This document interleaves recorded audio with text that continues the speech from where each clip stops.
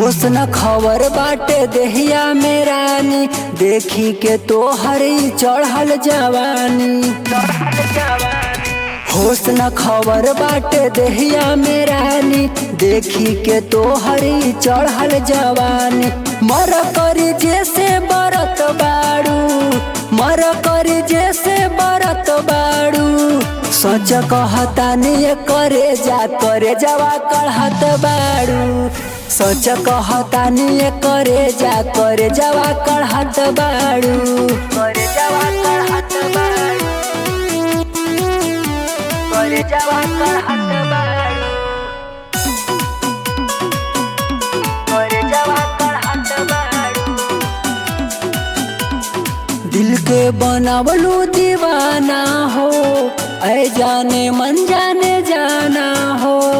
ऐसन लगत बा तहरा से रिश्ता बाते बहुत पुराना हो, बाते बहुत पुराना हो।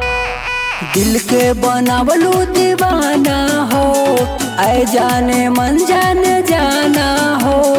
ऐसन लगत बा तहरा से रिश्ता बहुते बाटे पुराना हो। मारी के कनखिया धारत बाड़ू, मारी के कनखिया धारत बाड़ू। सच कहतानी करे जवा कढ़त बाड़ू। सच कहतानी करे जवा कढ़त बाड़ू। करे जवा कढ़त बाड़ू, करे जवा कढ़त बाड़ू,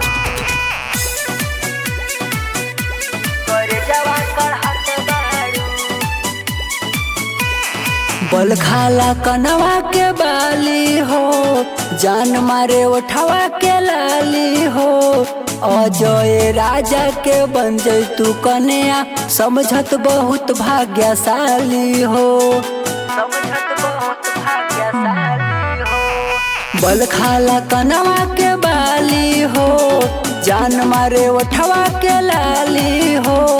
अजय राजा के बन जैतू कन्या, समझत बहुत भाग्यशाली हो। विजय के आँख में गणत बाड़ू, शिवबुद्ध के आँख में गणत बाड़ू।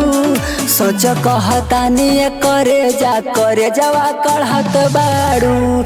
सच कहतानी करे जवा कढ़त बाड़ू। करे जवा कढ़त बाड़ू।